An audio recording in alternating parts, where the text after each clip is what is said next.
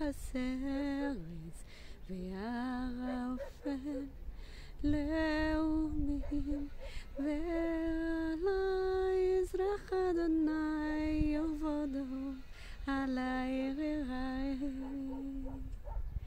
קומי אורי כי באורך וכבוד אדוני עלי יזרח קומי אורי כי באורך וכבוד אדוני עלי יזרח. Shalom, pessoal! Hoje é o primeiro dia de Hanukkah. Começou, na verdade, ontem ao pôr do sol, dia 18 de dezembro. Hoje, dia 19, eu estou aqui em Jerusalém, estou aqui na Tayelet, na promenade, o lugar onde Abraão visualizou a cadeia montanhosa de Moriá, que é o lugar que Deus mandou ele sacrificar o seu filho. Então, eu quero convidar vocês a meditar sobre a festa de Hanukkah. Em seguida vocês verão um estudo que nós gravamos na nossa sala de oração do Mevaseret. É um estudo muito bom. Essa festa, ela é um pouco esquecida pela igreja, sabe? Ela não está entre os 7 Moedim, entre as festas de Levítico 23, mas ela conta a história do que aconteceu com o povo de Israel. E eu creio que a igreja ela tem que estar a par disso, ela tem que estudar, ela tem que se alegrar com os milagres de Deus, com aquilo que Deus fez com Israel, porque a igreja ela está enxertada na oliveira que é Israel.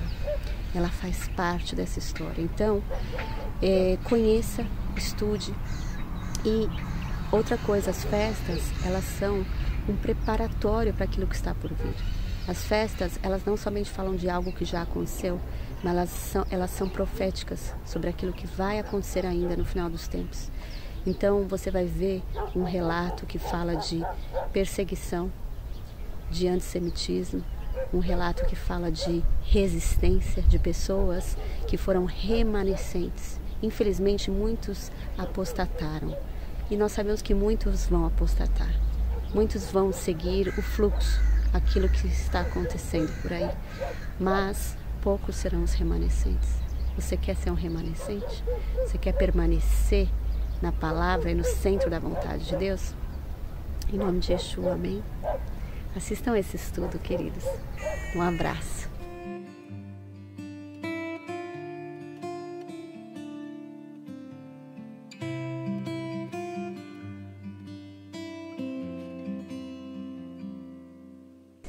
Shalom, queridos. Hoje nós vamos falar sobre a festa de Hanukkah. A palavra Hanukkah significa inauguração, dedicação, consagração. É por isso que lá em João 10, nos versos 22 e 23, nós lemos: celebrava-se em Jerusalém a festa da dedicação. Era inverno. Yeshua passeava no templo, no pórtico de Salomão. Os acontecimentos que deram origem à festa de Hanukkah, eles estão relatados nos livros de 1º e 2º Macabeus, nos livros apócrifos, e também nos escritos do historiador Flávio Josefo. Essa festa aconteceu no período intertestamentário. Em 2 Macabeus 10, versículo 8, diz assim: decretaram por um edito público a toda a nação judia que esses mesmos dias fossem solenizados em cada ano. Então, queridos, assim como na festa de Purim, Hanukkah não está entre os Moedim, entre as 7 festas estabelecidas pelo Senhor em Levíticos 23. Porém, essas duas festas são muito importantes, elas têm algo em comum. Nos acontecimentos que deram origem a elas, nós vemos o espírito do anticristo, o espírito antissemita se levantando. Um espírito que persegue um povo sacerdotal, um povo adorador, um povo que profetiza, que traz a luz e que anuncia o Messias ao mundo. Então, se nós formos parar para refletir, nós vemos que o espírito antissemita e o espírito do anticristo, na verdade, eles não são opostos. Eles andam lado a lado. A história nos conta que por volta do ano 333 a.C., Alexandre o Grande ele conquista o mundo e ele estabelece o Império Grego em Jerusalém e toda a cultura grega, incluindo o humanismo, o helenismo e principalmente o paganismo, a idolatria é trazida naquela região. Por volta do ano 200 a.C., o Beit HaMikdash, o templo em Jerusalém, foi profanado por um decreto de Antíoco IV. Vamos ler em 2 Macabeus 6, do verso 1 ao 9. Pouco tempo depois, um ancião ateniense foi enviado pelo rei para forçar os judeus a abandonar os costumes dos antepassados, para banir as leis de Deus da cidade. Mandou também profanar o templo de Jerusalém, dedicá-lo a Júpiter Olímpico e consagrar o Monte Gerizim, segundo o caráter dos habitantes do lugar, a Júpiter hospitaleiro. Dura e penosa foi para todos essa avalanche de mal. O templo encheu-se de lascívias e orgias dos gentios, que se divertiam com meretrizes, unindo-se as mulheres nos atos sagrados e introduzindo coisas proibidas. O altar estava coberto de vítimas impuras, interditas pelas leis. Não se permitia mais guardar os sábados e a celebração das antigas festas, nem mesmo confessar-se judeu. Em cada mês, no dia natalício do rei, realizava-se um sacrifício. Os judeus eram odiosamente forçados a tomar parte no banquete ritual e, por ocasião das festas, em honra de Dionísio, deviam forçosamente acompanhar o cortejo de Baco, coroados de Hera. Por instigação dos Ptolomeus, foi publicado um decreto que obrigava as cidades helênicas dos arredores a tratar os judeus do mesmo modo e levá-los à participação nos banquetes rituais, com a ordem de matar os que se recusassem a adotar os costumes helênicos. Podiam-se, pois, prever as aflições que os aguardavam. Queridos, que relato terrível! Que horror! Queridos, que relato terrível e brutal! Não é à toa que nós vemos que o inimigo não queria que o povo de Israel continuasse guardando o Shabat e as festas. Porque nós sabemos, o Shabat e as festas, eles profetizam, eles falam, apontam para o verdadeiro Messias. E se o inimigo não consegue nos forçar a parar de guardar o Shabat e as festas, ele vai trazer mentiras, ele vai trazer sutilezas para substituir as verdades. E o pior é que nós, como povo de Deus, nós caímos nessas armadilhas. Na história de Hanukkah, nós vemos um pequeno grupo de remanescentes que se levanta como verdadeiros guerreiros. Eles são chamados os Macabeus. Eles eram os Koanim, os sacerdotes do templo. E eles se levantam como uma força de resistência. Vamos ler em 2 Macabeus 10, do verso 1 ao 8. Sob a proteção do Senhor, Macabeu e seus companheiros retomaram o templo e a cidade. Destruíram os altares que os estrangeiros haviam edificado na praça pública, como também os troncos sagrados. Após terem purificado o templo, erigiram outro altar para os holocaustos. Utilizaram uma pedra para tirar faíscas das quais eles se serviram para oferecer os sacrifícios após 2 anos de interrupção. Queimaram o incenso, reacenderam as lâmpadas e recolocaram os pães da proposição.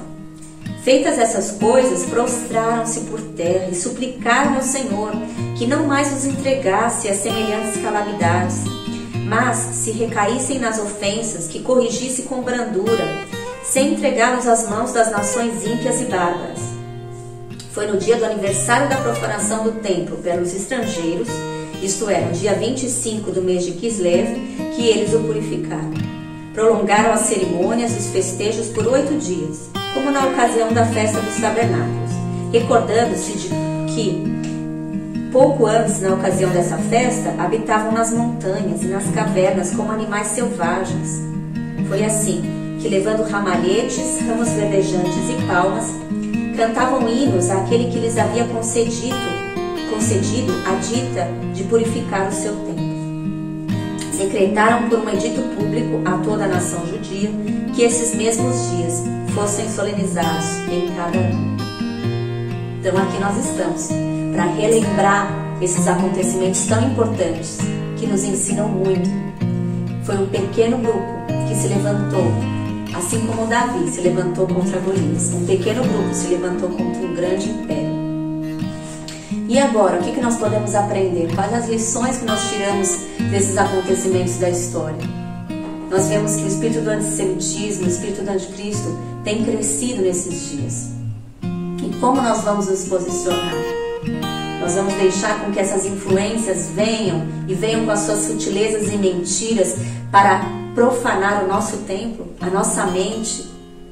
Ou nós vamos nos posicionar, vamos dedicar o nosso templo, consagrar o nosso templo, o nosso entendimento, nos alimentando da palavra, sendo cheios do Espírito, para estarmos fortes para resistir a essas forças do mal? Nós sabemos que foi um grupo pequeno dos macabeus que se levantaram e resistiram. Muitos apostataram da fé, muitos não conseguiram permanecer e resistir. Nós sabemos que não é fácil, mas Deus nos capacita. Vamos ler em Apocalipse 12, verso 11. Eles, pois, o venceram por causa do sangue do Cordeiro e por causa da palavra do testemunho que deram, e mesmo em face da morte, não amaram a própria vida. Queridos, as coisas são estreitas para Israel, sempre foram, nunca foi fácil para Israel. Mas também nós sabemos que para aqueles que são enxertados na oliveira, também não tem sido fácil e não será. Por isso nós temos que estar unidos como um só corpo, mas principalmente unidos à verdade, à palavra de Deus, que é Yeshua HaMashiach. Mais um texto que eu quero ler com vocês, Zacarias 9:13.